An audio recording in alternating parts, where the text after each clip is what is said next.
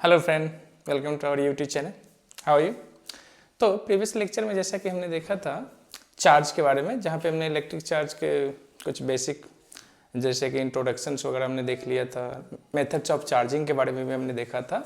तो इस लेक्चर में पर्टिकुलरली इस लेक्चर में हम चार्ज एंड मास में कंपेयर करेंगे, साथ में प्रॉपर्टीज ऑफ चार्ज के बारे में बात करेंगे। Properties of charge means that is additive properties, quantization and conservation of charge के बारे में बात करेंगे। एंड उस पर बेस्ड जितने भी सारे न्यूमेरिकल्स है आज कोशिश करेंगे कुछ सारे न्यूमेरिकल्स भी बहुत अच्छे अच्छे न्यूमेरिकल्स है जो बनता है इसके ऊपर, वो भी हम डिस्कस करेंगे। चलिए तो फिर शुरू करते हैं, ठीक है। तो फर्स्ट चार्ज एंड मास के बीच हम कंपेयर कर लेते हैं पहले, ठीक है ना। चार्ज एंड मास के बीच में हम कुछ बेसिक कंपेरिजन कर लेते हैं। चार्ज एंड मास, जैसा कि हम जानते हैं charge and mass both are a scalar quantity. That means दोनों डायरेक्शन पे डिपेंड नहीं करता, किसी भी डायरेक्शन में चले जाए चार्ज की वैल्यू सेम ही रहने और मास की वैल्यू सेम रहने। बट जैसा कि आप जानते हैं चार्ज एक प्रॉपर्टी है। कैसी प्रॉपर्टीज है? Intrinsic property. इंट्रिंसिक प्रॉपर्टी है। whereas mass is a fundamental quantity. mass is a fundamental quantity है, ये fundamental quantity. charge is a intrinsic property whereas mass is a fundamental quantity. charge it can be positive, negative as well as zero.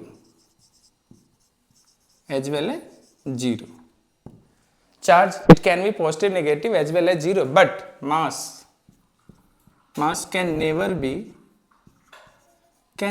be negative or zero. mass कभी भी ना zero हो सकता है ना negative हो सकता है। it can only be positive,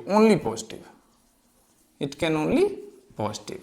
कभी भी आपने -3 kg ऑफ मास नहीं सुना होगा, ना 0 kg ऑफ मास सुना होगा, है ना। समथिंग जैसे फॉर एग्जांपल बहुत ही स्मॉलर पार्टिकल, जैसे कि हम इलेक्ट्रॉन की बात कर लेते हैं, प्रोटॉन की बात कर लेते हैं, इस टाइप की हम बात करते हैं। इलेक्ट्रॉन है, प्रोटॉन है, न्यूट्रॉन है, these are very very smaller particle. तो इलेक्ट्रॉन उसका भी हम मास की अगर हम बात करते हैं तो 9.1 इंटू 10⁻³ kg होता है। प्रोटॉन -27 kg में। एंड न्यूट्रॉन की बात करें तो इससे थोड़ा सा ज़्यादा बड़ा होता है मास में, अप्रॉक्सीमेट सेम ही है दोनों का मास, लेकिन थोड़ा सा स्लाइटली न्यूट्रॉन का मास ज़्यादा होता है ना। Electron, proton and neutron are subatomic particles, they are very very small. फिर भी इलेक्ट्रॉन में अगर हम मास देखें तो है, इसमें भी है, इसमें अब इसलिए हम बात करें तो न्यूट्रॉन का मास सबसे ज्यादा, फिर प्रोटॉन का, फिर इलेक्ट्रॉन का, लेकिन है कुछ ना कुछ मास है, बहुत ही कम है लेकिन है। तो ऐसा नहीं है कि मास जीरो हो सकता है। नेगेटिव अगर पॉसिबल ही नहीं, जब जीरो ही नहीं हो रहा है तो स्केलर क्वांटिटी है ना, तो नेगेटिव की तो बात ही नहीं करनी। But it can be positive, negative. जैसे कि हमने पिछले लेक्चर में देखा था ना कि चार्ज के 2 टाइप्स हम जानते हैं कि पॉजिटिव एंड नेगेटिव चार्ज। और जब चार्ज नहीं हो, कोई बॉडी अनचार्ज हो, तो वो न्यूट्रल कहलाता है या जीरो चार्ज कहलाता है। उस पर क्या हो जाता है? Zero charge. जैसे कि अगर हम इलेक्ट्रॉन, प्रोटॉन, न्यूट्रॉन के केस में देख लेते हैं तो इलेक्ट्रॉन पे चार्ज क्या होता है? -1.6 into 10⁻⁻19 coulomb, whereas proton has 1.6 into 10⁻⁻19 coulomb and neutron has no charge, zero charge, है ना। तो ये हमने देखा। तो ये है कुछ बेसिक डिफरेंस। आगे हम चलते हैं तो देख लेते हैं किसके बारे में। Third, charge can B quantized, quantization of charge, quantization of charge. That means charge can B quantize. Charge हमेशा किसके फॉर्म में रहेगा? एक क्वांटाइजेशन के फॉर्म में रहेगा। ये हम आगे थोड़ी देर में इसके बारे में डिटेल में स्टडी करने वाले। Charge is quantized. चार्ज कैसा होता है? क्वांटाइज्ड होता है। Whereas mass is not quantised, mass quantised नहीं होता है। मास आपको फ्रैक्शन में, डेसिमल में, सब चीज में मिलने वाला है, कैसा भी अब रहेगा, लेकिन क्वांटाइज, ये अभी हम डिटेल में पढ़ने वाले क्वांटाइजेशन का क्या मतलब होता है। तो क्वांटाइजेशन ऑफ चार्ज तो पॉसिबल है, बट मास का क्वांटाइजेशन पॉसिबल नहीं है। Next is conservation of charge. Charge is conserved in nature. Charge is conserved in nature. अब ये क्या है, इसके बारे में भी हमें डिटेल में पढ़ना है अभी, बस थोड़ी देर में।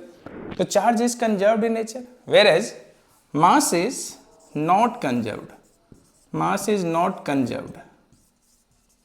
मास कभी भी कंजर्व्ड नहीं होता है। आपने पढ़ा होगा 11th क्लास केमिस्ट्री या 9th क्लास की केमिस्ट्री में कंजर्वेशन ऑफ मास, लेकिन वो 100% नहीं है, कंजर्वेशन मास का नहीं होता है। तो कंजर्वेशन ऑफ चार्ज तो होता है, लेकिन कंजर्वेशन ऑफ मास नहीं होता है।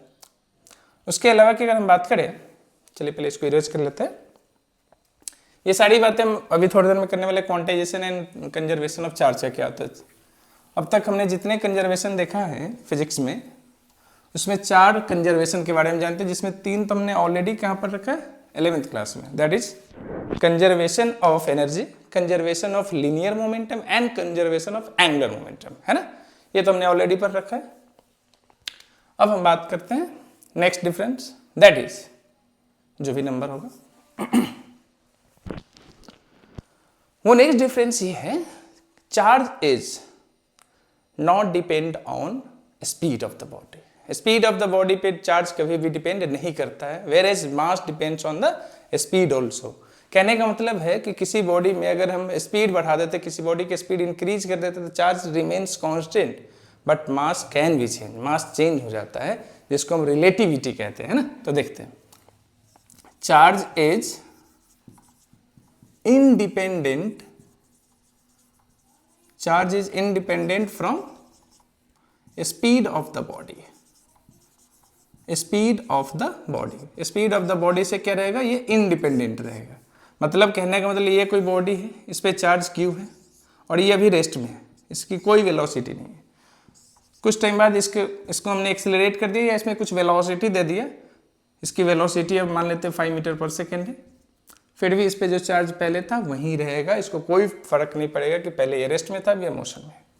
इफेक्ट चेंज होगा, इफेक्ट में चेंज आ सकता है, पहले जैसे ये इलेक्ट्रिक फील्ड मिलेगा, इलेक्ट्रिक फील्ड के साथ मैग्नेटिक फील्ड भी मिलेगा, वो अलग बात है, लेकिन चार्ज की वैल्यू रिमेन्स कांस्टेंट, उससे स्पीड से कोई फर्क नहीं पड़ता। But in case of mass, mass depends on velocity, mass depends on velocity, depend करता है। इसी को आइंस्टाइन ने दिया था, अल्बर्ट आइंस्टाइन ने, जिसको हम रिलेटिविटी थ्योरी कहते हैं। क्या बोलते हैं इसे हम, रिलेटिविटी, रिलेटिविटी थ्योरी। क्या है रिलेटिविटी थ्योरी? तो एक बॉडी है जिसका मास, रेस्ट मास m है या m0 है, ठीक है, और अगर वो रेस्ट में है तो उसका मास कुछ अलग है, और मोशन में जब आएगा तो उसका मास कुछ अलग है, जिसके लिए रिलेटिविटी थ्योरी में अल्बर्ट आइंस्टाइन ने एक रिलेशन दिया था, एक इक्वेशन दिया था, जिसको हम इस तरीके से देखते हैं, m is equal to m0 under root 1 minus of v square upon c square. This is the equation for mass in case of body is moving. Body is moving, then mass will be m0 upon under root 1 minus v square c square, where m is mass of the moving body, mass of the moving body. If body is moving, then mass is m, and this is called rest mass of the body. Rest mass of the body, that means when body is in rest, then mass of the body is m0, and v is velocity of body, velocity of body, and c is velocity of light, velocity of light, which is equal to 3 into 10 to the power 8 meter per second. That means 3 lakhs kilometer per second. Light travels 3 lakh kilometer in every second. Okay ना?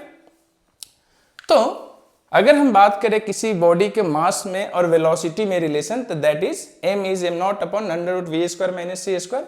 अगर किसी body की velocity, यहां से हमने अगर देखने को क्या देख सकते हैं, हाँ, लेकिन हमें ये फील नहीं होता कि अगर जैसे आप भी अगर फील करना चाहते तो आपको फील नहीं होगा कि आप मूव कर रहे हो तो आपका मास कुछ अलग है और रेस्ट में तो कुछ मास अलग है। क्यों? उसके पीछे भी रीजन है।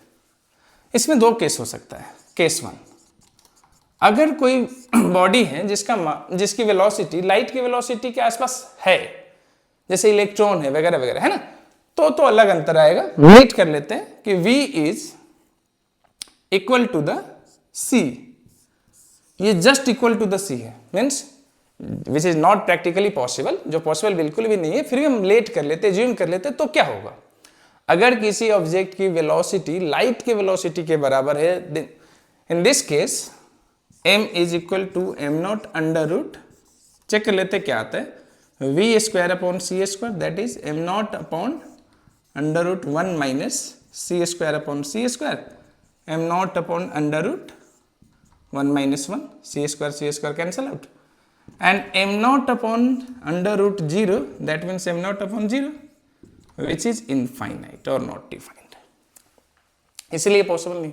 उस केस में बॉडी का मास इनफाइनाइट हो जाएगा, बहुत ही ज्यादा बड़ी बात है ना।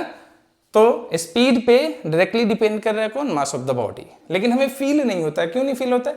इसको फील करने के लिए या तो velocity of the object it can be around velocity of light, इसके आसपास होगा तभी हमें इसका इफेक्ट पड़ेगा। इससे थोड़ा भी कम करेंगे या बहुत कम करेंगे तो पता भी नहीं चलेगा। जैसे हमारे केस में मैक्सिमम स्पीड कितना होगा, कुछ thousands of kilometre per hour, thousands of kilometre per hour या तो सेकेंड में, और भी लैक्स ऑफ किलोमीटर पर सेकेंड की बात हो रही है ना।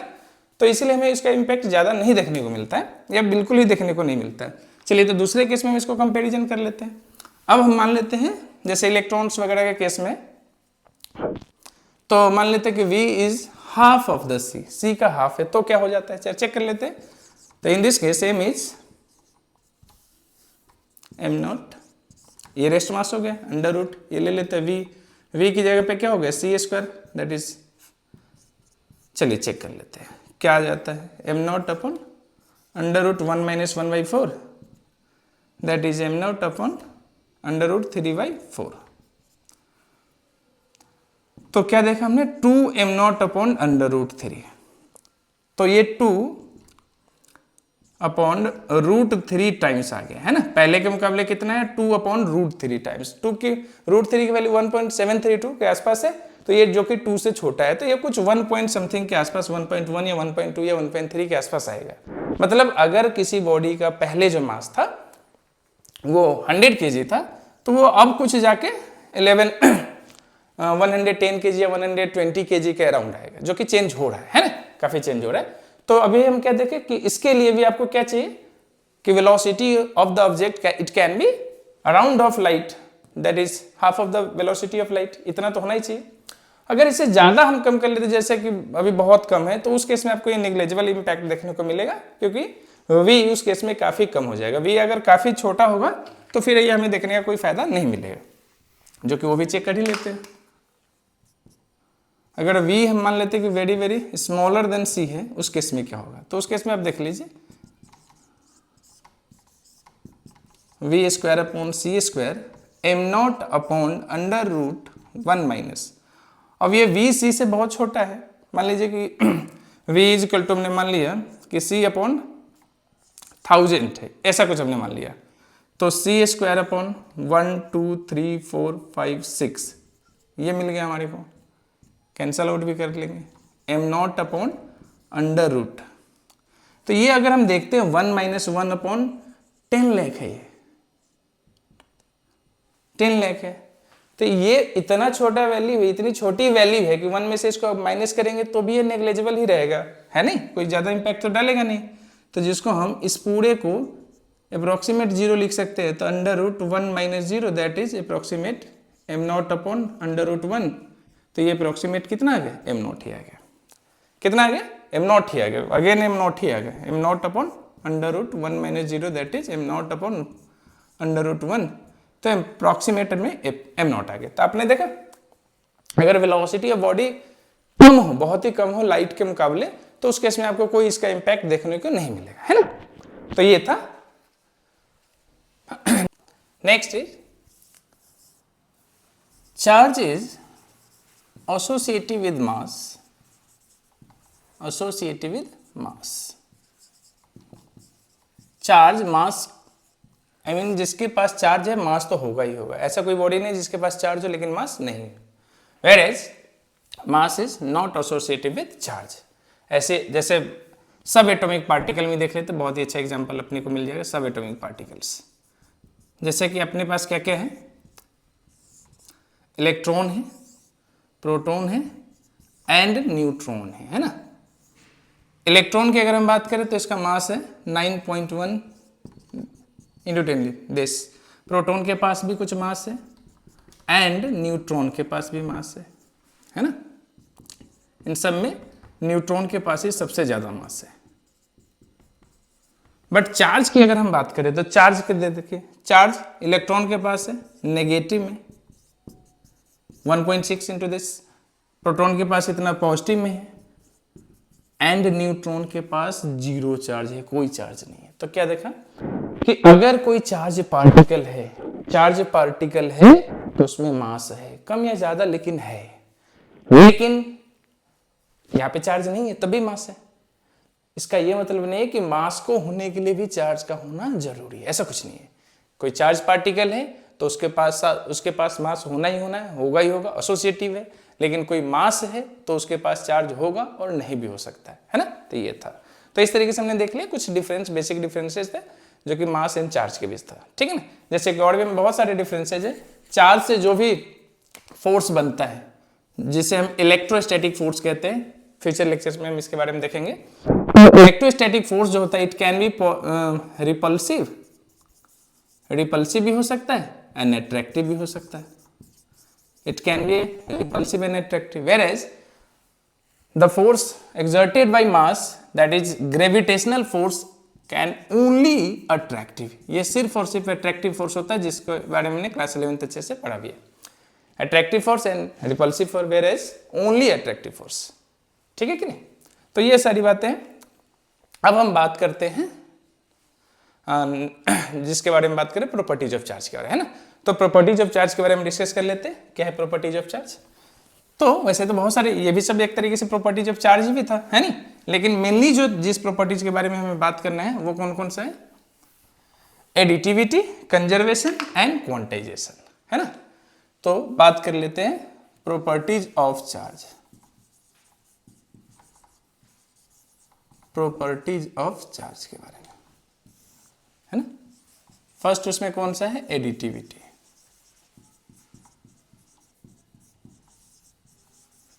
एडिटिविटी ऑफ चार्ज, जैसे कि नाम से आप देख पा रहे हो, एडिटिविटी मीन्स ऐड किया जा सकता हो।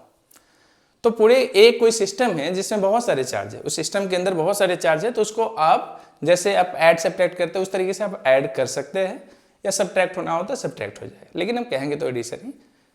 तो कहने का क्या मतलब है? चार्ज कैन बी एडेड और सब्ट्रैक्टेड, या सिर्फ हम एडेड लिखते हैं, ऐड किया जा सकता है। इसका क्या मतलब है? It is property of charge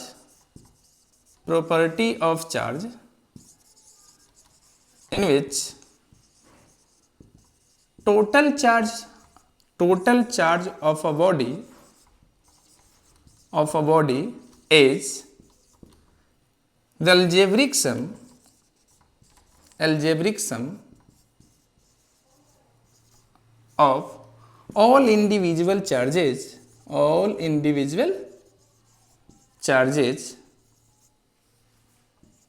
with sign, जो भी उसका साइन है वो आप लेके करेंगे with sign. All individual charges placed at any position और point placed at any position inside of the system, या inside of the body, inside of the body. कोई बॉडी के अंदर जितनी भी चार्जेज है सबको क्या कर देना है? एल्जेब्रिक सम उसका लिख देना है, वही होगा हमारा कौन सा? एडिटिविटी। मान लेते हैं कि ये एक बॉडी है, इसके अंदर -5 कूलम है, प्लस का 2 कूलम है, 3 कूलम है, प्लस का मान लेते माइनस का 8 कूलम है, या प्लस का 5 कूलम है दोबारा से, ठीक है, ऐसा है कुछ। बाहर एक इधर -6 कूलम है और इधर एक मान लेते हैं प्लस का 8 कूलम है। तो टोटल चार्ज इस बॉडी के ऊपर हम बात कर लेते हैं, total charge on this body, इस पूरे बॉडी पे टोटल चार्ज आखिर कितना है, तो चेक कर लेते हैं। तो देख लीजिए हमारे पास क्या क्या है। कोई भी प्लस, पहले बाद में आप लिख सकते हो, पहले मैं प्लस वाले को लिख लो, 5 है, 5 कूलम प्लस 3 कूलम, उसके अलावा एक 2 कूलम है, इधर क्या माइनस का 5 कूलम है और एक माइनस का 8 कूलम है, ये लिख लिए। बट ये हम नहीं लिख पाएंगे, क्यों? क्योंकि this is outside of the charge, outside of the body, body के बाहर है, तो इस चार्ज को हम इंक्लूड नहीं करने वाले, है ना, तो इसको हम नहीं ले पाएंगे। तो ये दोनों तो कैंसिल आउट है, 3 + 2 5, यहाँ से अपने को क्या मिलेगा -3 कूलम, माइनस प्लस कुछ भी आ सकता है, जो कि ये मिला। तो इसी तरीके से अगर हम इसको जनरलाइज करना चाहेंगे तो क्या कर लेंगे, इसको भी देख लेते हैं। मान लेते हैं कोई चार्ज Q1 है, Q2 है, Q3 है, Q4 है, इस तरीके से, बाहर कोई Q5 है, Q6 है, इस तरीके से है। तो टोटल चार्ज क्या देखने को मिल जाएगा, ऐड कर दीजिए, जो इनसाइड है, बॉडी के इनसाइड में है, बॉडी के जो बाहर है उसको नहीं लेना, सिर्फ इनसाइड वाले के। तो कौन कौन है देख लीजिए, Q1 plus Q2 plus Q3, ये माइनस, देखिए कहने के लिए तो हम एडिशन ही कर रहे हैं, लेकिन ये माइनस में है तो इसका साइन के साथ पुट करें, है ना, तो प्लस इंटू माइनस माइनस हो गया। तो जनरल एडिशन है, जनरल या अलजेब्रिक एडिशन है ना, वो हमने करा है। तो टोटल चार्ज यहाँ पे ये हो गया। याद रहे, इसमें क्या याद रखना है कि जो आउटसाइड ऑफ द सिस्टम या बॉडी है उसको हमें नहीं इंक्लूड करना है। ये है अपना एडिटिविटी, बहुत ही सिंपल सा बेसिक सा प्रॉपर्टीज है इसका। नेक्स्ट प्रॉपर्टी क्या है, चलिए नेक्स्ट प्रॉपर्टी की तरफ मूव कर लेते हैं, that is conservation of charge. There are 4 basic conservation in the physics, in which conservation of energy, conservation of linear momentum and conservation of angular momentum, ये सब हमने ऑलरेडी डिस्कस कर लिया क्लास 11th में, है ना। तो यहाँ पे कंजर्वेशन ऑफ चार्ज 12th के अकॉर्डिंग में एक ही है conservation, that is conservation of charge. ये भी यूनिवर्सल लॉ है। तो सेकंड क्या है, कंजर्वेशन ऑफ चार्ज, यूनिवर्सल है, हमेशा रहेगा, इसका कोई एक्सेप्शन वगैरह नहीं होना है। कंजर्वेशन ऑफ चार्ज ये हम देखने वाले भी है डिटेल में। What do you mean by conservation? Conservation का मतलब क्या है, जो पहले जितना था आगे भी उतना ही रहना, दैट मीन्स कंजर्व्ड है। पहले 5 कूलम चार्ज था, बाद में भी अगर 5 कूलम भी चार्ज सेम बॉडी पे रहेगा तो उसको हम बोलेंगे कंजर्व है, चेंज नहीं हुआ, चेंज के रेसिस्ट करने को ही हम कंजर्वेशन कहते हैं। There is no change, that is conservation. तो कंजर्वेशन कैसे होगा चार्ज में, वो हम चेक करते हैं। इसका 2 स्टेटमेंट है, दोनों को हम 1 बाय 1 डिकोड करने की कोशिश करते हैं। जिसमें सेकंड तो आप जानते होंगे ज्यादातर कंजर्वेशन के बारे में, conservation that is neither created nor be destroyed, उसके बारे में। First is according to conservation of charge, चाहे शॉर्ट में लिख लेते हैं, क्या है कंजर्वेशन का मतलब, for an isolated system, the charge remains same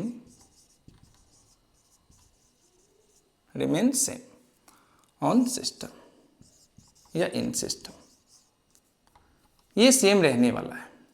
but यहाँ पे सबसे जो इंपॉर्टेंट है, आइसोलेटेड सिस्टम और बॉडी। कोई बॉडी है जो आइसोलेटेड है, मतलब उसके आसपास कोई चार्ज वगैरह नहीं, या वो किसी चार्ज के कांटेक्ट में नहीं आया है, क्योंकि हमने charging by methods of charging by conduction, charging by friction and charging by induction already discuss कर लिया है, जिसमें हम देखते हैं कि जो एक चार्ज बॉडी भी चार्ज बॉडी के कांटेक्ट में आएगा, या उसको उससे रब किया जाएगा, या कुछ दूर पे भी रखने पे भी वो चार्ज हो सकता है, it can be charge. So body must be in isolation, body must be in isolation. अगर बॉडी कोई आइसोलेशन में है तो उस पर कंजर्वेशन देखने को मिलेगा। किस तरीके से, तो चार्ज हमेशा क्या रहेगा, रिमेन सेम, चार्ज में कोई चेंज नहीं आएगा। प्लीज नोटेड भी आइसोलेटेड सिस्टम, तब चार्ज आपको कैसे देखने को मिलेगा, सेम, मतलब जितना चार्ज पहले था वो बाद में मिलेगा। दूसरा है इसका ये जो है सेकेंड पॉइंट, फर्स्ट लिखे इसको सेकेंड कर लेते हैं, charge can never be created, charge can neither be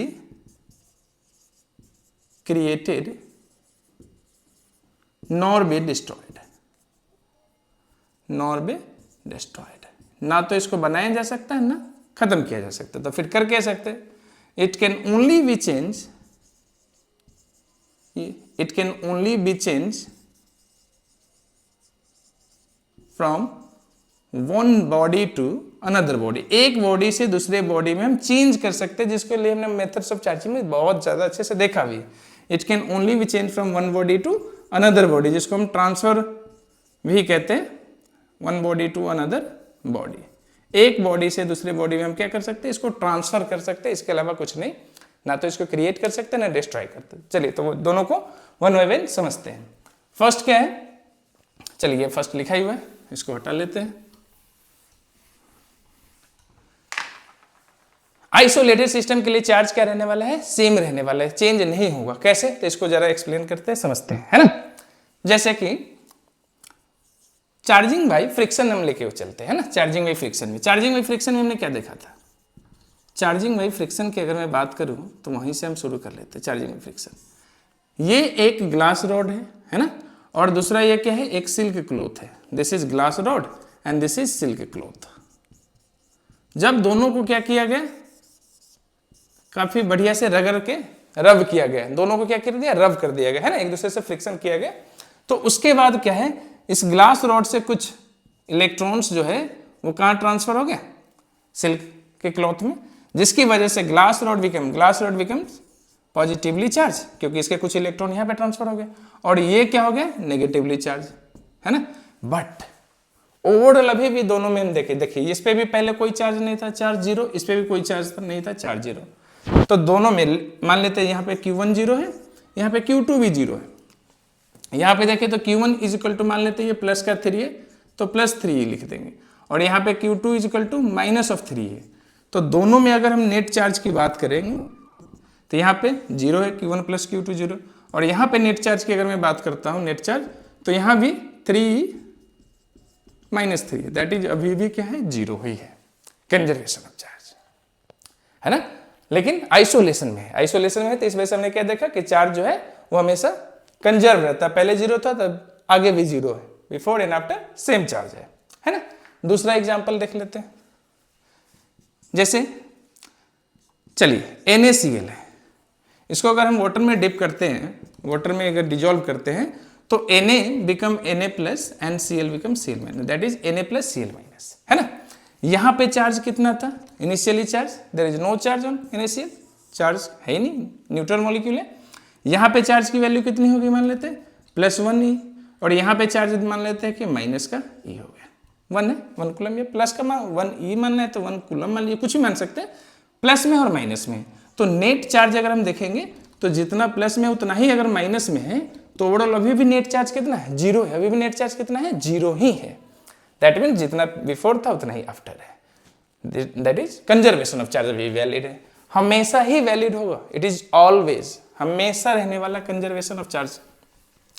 ऐसे ही इसको फंडामेंटल कंजर्वेशन के नाम से थोड़े ना जानते हैं, ये हमेशा रहने वाले। चलिए और देखते हैं, मॉडर्न फिजिक्स में चल के देखते हैं, ये तो हो गया बेसिक, मॉडर्न फिजिक्स में भी इसका एग्जाम्पल लेते हैं। चलिए जैसे न्यूक्लियर फ्यूजन या फ्यूजन जो भी आप बोले, उसमें देख लेते हैं। न्यूक्लियर फिशन क्या है कि जब किसी यूरेनियम के ऊपर एक वेरी स्लो स्पीड के न्यूट्रॉन से अटैक किया जाता है या बम्बार्डिंग किया जाता है, तो वो क्या है, टूट जाता है, उसके जो न्यूक्लियस वो ब्रेक डाउन कर जाता है, जिससे बेरियम बनता है, क्रिप्टन बनता है, और साथ में बहुत सारा एनर्जी रिलीज होता है, और उसके बावजूद भी न्यूट्रॉन रह जाता है जो कि उसको साइक्लिक में भेज देता है, उससे वो बराबर वो साइकिल चेन बना लेता है, वो चलते ही रह जाता है रिएक्शन में। तो देख लेते हैं, यूरेनियम है 235 92, उस पर हमने न्यूट्रॉन से कर दिया अटैक, उसके बाद क्या मिला देखते हैं, देख लीजिए ध्यान से। सबसे पहले हमें कौन सा मिल जाएगा, बेरियम मिला 141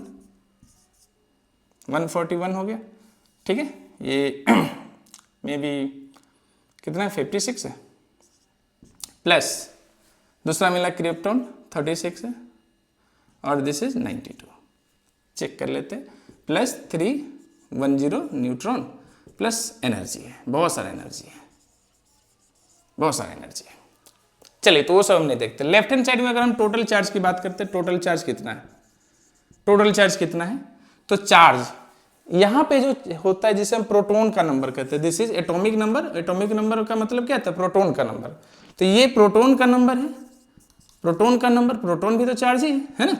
तो यहाँ पे टोटल चार्ज कितना हो गया 92, यहाँ पे है कोई चार्ज नहीं, ये तो जीरो मीन्स नो चार्ज, है ना। तो लेफ्ट हैंड साइड में टोटल चार्ज कितना 92, राइट हैंड साइड में अगर हम चेक करते हैं तो राइट हैंड साइड में कितना चार्ज हो जाएगा 56 प्लस 36, 5 and 3 8 and 1 9, 92 हो गया, यहाँ भी 92, यहाँ भी 92, है ना। तो चार्ज क्या है, कंजर्व्ड। जितना लेफ्ट हैंड साइड में चार्ज था वही राइट हैंड साइड। इसके अलावा और भी देख लेते हैं, कुछ डिकेड्स वगैरह भी देख लेते हैं। जैसे डिकेड्स के बारे में देख लेते हैं, रेडियो एक्टिविटी में आता है ये भी मॉडर्न फिजिक्स का, रेडियो एक्टिविटी है नी। क्लास 12th में केमिकल काइनेटिक्स में फर्स्ट ऑर्डर जो काइनेटिक्स है वो रेडियो एक्टिविटी को ही फॉलो करता है। चलिए देखते हैं डीकेज के बारे में। जैसे अल्फा डीके है, alpha decay, beta decay, gamma decay वगैरह वगैरह। अल्फा डीके से हम देख लेते हैं। मान लेते हैं यूरेनियम है 235 92, उसमें हमने क्या कर दिया कि अल्फा डीके कर। अल्फा डीके, अल्फा का मतलब क्या है कि एक 4 हीलियम है, ये हीलियम ही है जिसमें कोई भी इलेक्ट्रॉन नहीं है, ओनली प्रोटॉन है, जो कि 2 प्रोटॉन है। प्रोटॉन को तो निकाला नहीं जा सकता ना, प्रोटॉन तो काफी हैवी मास का होता है, वो सेंटर में न्यूक्लियस में ही रहता है ना। इलेक्ट्रॉन जो ऑर्बिट में होता है वही ट्रांसफर होता है। तो इसमें कोई भी इलेक्ट्रॉन नहीं, अगर इलेक्ट्रॉन होगा तो वो तो नॉर्मल हीलियम हो जाएगा, अगर एक भी इलेक्ट्रॉन नहीं है तो वो हीलियम वाला ही जो है वो अल्फा में चेंज हो जाएगा। तब देख लीजिए जरा ध्यान से, इधर क्या है डी के मतलब यहाँ से ये टूट गया, अल्फा टूटा है तो यहाँ पे आ चुका है। यहाँ पे अभी फिलहाल मैं चार्ज नहीं लिख रहा हूँ, ये चार्ज है। इलेक्ट्रॉन को दिखाने के लिए यहाँ पे प्लस प्लस है, तो इलेक्ट्रॉन की हम बात नहीं कर रहे है ना, प्लस। और क्या होगा, अच्छा इससे हम ये भी फायदा है कि देख सकते हैं कि ये प्रोडक्ट में क्या बनने वाला है, ये भी हम चेक कर सकते हैं। वैसे फिलहाल कंजर्वेशन चेक कर रहे हैं तो लिख दे रहा हूँ मैं कि क्या बन रहा है। थोड़ियम है जो कि कितना है 231 90, थोड़ियम बन जाएगा। अब लेफ्ट हैंड साइड में देख लीजिए, टोटल चार्ज क्या है लेफ्ट में, देखिए 92 है और तो कुछ है नहीं। और राइट हैंड साइड में देखेंगे तो कितना हो जाएगा, राइट हैंड साइड में भी हम देख सकते हैं नेट चार्ज कितना है 2 + 90। अगर हो सकता है कि नहीं डिविजिबल हो तो मैं इधर लिख दे रहा हूँ। राइट हैंड साइड में कितना है चार्ज, तो 2 है + 90 दैट इज 92। एक बार मैं चेक कर ले रहा हूँ दिख रहा है कि नहीं, हाँ ऑलमोस्ट दिख रहा है। तो 92 दोनों तरफ कितना है चार्ज 90 90 है ना। तो यहां से भी हमने देख लिया। उसके अलावा भी बहुत सारे, जैसे कि पेयर प्रोडक्शन की हम बात कर लेते हैं। पेयर प्रोडक्शन क्या है, पेयर प्रोडक्शन भी हमें देखने को मिलता है क्या, कंजर्वेशन ऑफ चार्ज। जहां पे क्या है, जहां पे एक गामा रे जो है वो इलेक्ट्रॉन एंड पॉजिट्रॉन में टूट जाता है। इलेक्ट्रॉन एंड पॉजिट्रॉन, इलेक्ट्रॉन पे चार्ज क्या होता है, देखिए गामा पे कोई चार्ज नहीं, इलेक्ट्रॉन पे माइनस का है 1.6 × 10⁻19 एंड पॉजिट्रॉन पे कितना है प्लस का है 1.6 × 10⁻19। तो जरा ध्यान से देखिए, इधर भी नेट चार्ज कितना है 0, पहले भी नेट चार्ज कितना था, नेट चार्ज अभी भी पहले भी 0 था और आगे भी 0 है। तो इसको हम बोलते हैं पेयर प्रोडक्शन। पेयर प्रोडक्शन जिसमें गामा जो है इलेक्ट्रॉन एंड पॉजिट्रॉन में टूट जाता है या प्रोड्यूस कर देता है। इसी का जस्ट उल्टा जिसको हम क्या बोलते हैं, इसको इरेज कर दे रहा हूं, इसे हम बोलते हैं एनिहिलेशन, एनिहिलेशन ऑफ मैटर। इसको भी देख लेते हैं। ये जस्ट उसका अपोजिट है, किसका, पेयर प्रोडक्शन का, जिसमें क्या होने वाला है कि when electron and positron are kept in contact then they destroy each other. When electron and positron come in contact then they destroy each other. दोनों एक दूसरे को डिस्ट्रॉय ही कर देगा। जरा ध्यान से देखिए, ये है इलेक्ट्रॉन और ये है सॉरी ये पॉजिट्रॉन हो गया, ये इलेक्ट्रॉन, दोनों पर अपोजिट चार्ज है। मैग्नीट्यूड वाइज दोनों पे सेम चार्ज है लेकिन नेचर वाइज दोनों अपोजिट चार्ज, एक पे प्लस का है तो एक पे माइनस का है। उसकी वजह से ये 2 गामा पार्टिकल बनाता है और साथ में बहुत सारा एनर्जी भी प्रोड्यूस करता है मेगा इलेक्ट्रॉन वोल्ट में। ये है, इसे हम बोलते हैं एनिहिलेशन ऑफ मैटर और ये है पेयर प्रोडक्शन। एनिहिलेशन में दोनों एक दूसरे को क्या कर देता है, डिस्ट्रॉय कर देता है। क्या कर देता है, डिस्ट्रॉय कर देता है। देख लीजिए यहाँ पे डिस्ट्रॉय होने वाली बात है, इलेक्ट्रॉन पे प्लस का है, इस पे माइनस का, इलेक्ट्रॉन पे माइनस का, इस पे प्लस का है, इस वजह से एक दूसरे को डिस्ट्रॉय कर देता है। तो ये कुछ एग्जाम्पल है कंजर्वेशन का था, समझने का कि कंजर्वेशन ऑफ चार्ज में आइसोलेटेड अगर कोई बॉडी है तो कैसे उसका चार्ज सेम रहता है, 0 रहता है। ये नहीं बोल रहा हूं कि 0 हो जाएगा, नहीं नहीं, चार्ज सेम रहेगा, जो पहले था वही बाद में मिलेगा, है ना।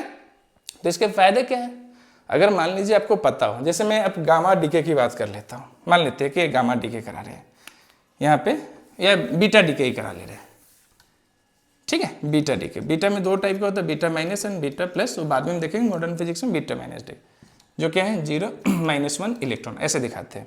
मान लेते हैं कि यूरेनियम का है, चाहे कोई भी है, चलिए यूरेनियम ले लिए तो ले ही लेते हैं। इसका हमें बीटा माइनस डीके कराना है, तो beta minus that is 0 -1 electron, ये तो आ ही जाएगा। और यहाँ पे क्या बनेगा हमें नहीं पता है, यहाँ पे क्या मिलने वाला है, तो हम बता सकते हैं। तो ये आ जाएगा 236 सॉरी 235 एज इट इज रह जाएगा, और 90 से ये 93 हो जाएगा, 92 से 93, बस। मास में तो कोई भी हो, ये तो आइसोटोप्स जैसा हो जाएगा, लेकिन ये एटॉमिक नंबर चेंज होगा तो एलिमेंट चेंज हो जाएगा। तो जिसका हमें नहीं पता उसका हम पता भी कर सकते हैं कि क्या मिलने वाला है। एक तो ये हो गया कि हम एलिमेंट वगैरह फाइंड कर सकते हैं, उसके अलावा चार्ज भी तो फाइंड कर सकते हैं कि पहले जितना उतना ही टोटल चार्ज बाद में होना चाहिए। तो पहले मान लीजिए कि चार्ज दे रखा है, बाद में नहीं दे रखा है, तो बाद का पता कर सकते हैं। या कुछ इस तरीके से हो कि मान लेते हैं एक बॉडी है, इसमें 5 कूलम है और इसमें क्यू दे रखा है, इसमें टोटल चार्ज मान लेते हैं कि 10 कूलम दे रखा है, मान लेते हैं। तो ये 5 कूलम है, इधर 10 कूलम है, तो इसका मतलब 5 प्लस क्यू दोनों मिला के 10 कूलम होना है, तो क्यू की वैल्यू कितनी हो जानी, 5 कूलम हो जानी है ना। तो इस तरीके से हम देख सकते हैं कि कंजर्वेशन ऑफ चार्ज कैसे वैलिड। इसका सेकंड पार्ट हम देखते हैं, that is charge can never be created not be destroyed. It is very very true, but charge को ना तो प्रोड्यूस किया जा सकता है ना डिस्ट्रॉय किया जा सकता है इन आइसोलेशन, अकेले में नहीं किया जा सकता। लेकिन चार्ज तो बन ही रहा है ना प्लस और माइनस का, जैसे NaCl। बहुत ही सिंपल से बेसिक सा एग्जांपल ले लेते हैं, चलो इरेज कर लेते हैं। बी टाइप से इसका जो है बी वाला हम देख लेते हैं, वो क्या है। Charge can never be created nor be destroyed. ये ठीक बात है, it can only change there from I mean one body to another body, ये भी बिल्कुल ठीक है। अब इसका अपोजिट बात सुनिए, चार्ज कैन बी प्रोड्यूस, ये सेकेंड है, चार्ज कैन बी प्रोड्यूस्ड और destroyed, charge can be produced और destroy in equal and opposite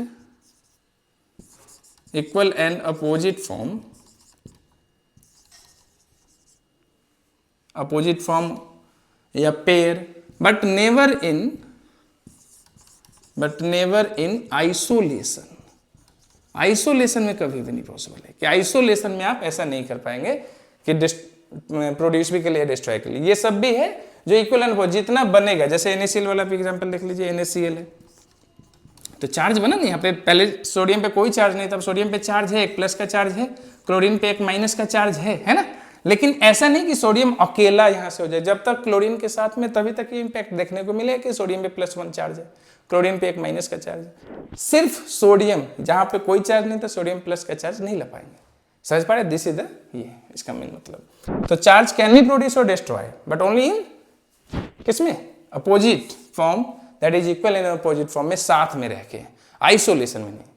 और दूसरा तुमने देख लिया कि अगर आपको चार्ज का देखना है कंजर्वेशन, कि चार्ज का मैग्नीट्यूड जितना पहले था उतना ही बाद में भी रहेगा, और वो हमेशा किस में होगा, जब कोई बॉडी आइसोलेटेड होगी। ठीक है, तो ये था कंजर्वेशन ऑफ चार्ज। अब नेक्स्ट प्रॉपर्टीज की बात कर लेते हैं, that is quantization of charge. Quantization of charge वो क्या है देख लेते हैं। Quantization means that not change continuously, that cannot change continuously, which change discontinuously। Charge की जो वैल्यू है वो आर्बिट्रेरी तरीके से, कैसे नहीं कि आप डेसिमल में कुछ ट्रांसफर कर देंगे, जैसे 0.5 इलेक्ट्रॉन ट्रांसफर कर दे, which is not possible. Electron का फ्रैक्शन कैसे ट्रांसफर हो सकता है नहीं।